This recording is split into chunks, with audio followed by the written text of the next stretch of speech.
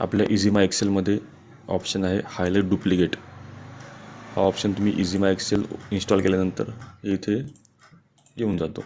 Highlight duplicate, त्याच्या खाली highlight negative.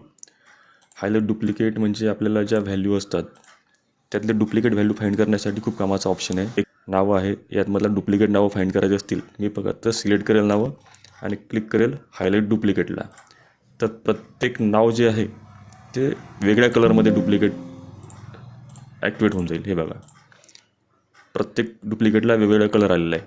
आता ह्या ग्रीन कलर पहा आणि हा ग्रीन कलर पहा, म्हणजे सेम कलर सेम नावाचा डुप्लिकेट होतो.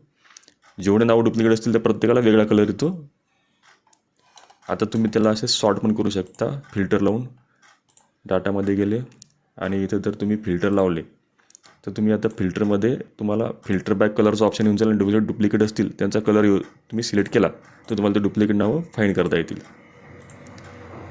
म्हणजे हा एक्सेलच्या डुप्लिकेट फाइंडपेक्षा हा आपला ऑप्शन जो आहे इझीमाय एक्सेलचा तो खूप ॲडव्हान्स ऑप्शन आहे. याचप्रमाणे एक दुसरा ऑप्शन बाजूलाच दिलेला आहे खाली, हायलाईट निगेटिव्ह म्हणून. सिलेक्शनमध्ये जी निगेटिव्ह व्हॅल्यू असेल तिला तो हायलाईट करून टाकेल. आता समजा ह्या व्हॅल्यू आहे, यामध्ये मी एखादी व्हॅल्यू निगेटिव्ह असली आणि मी जर हे सिलेक्शन केलं आणि ह्याला क्लिक केलं हायलाईट निगेटिव्हला, तर बरोबर ज्या निगेटिव्ह व्हॅल्यू असतील त्याला तो कलर देऊन टाकेल. पॉझिटिव्ह व्हॅल्यू फाइंड होणार नाही, निगेटिव्ह व्हॅल्यूला वेगळ्या कलरमध्ये ॲक्टिवेट होऊन जाईल. म्हणजे सर्च करण्यासाठी खूप सोपं ऑप्शन आहे हा.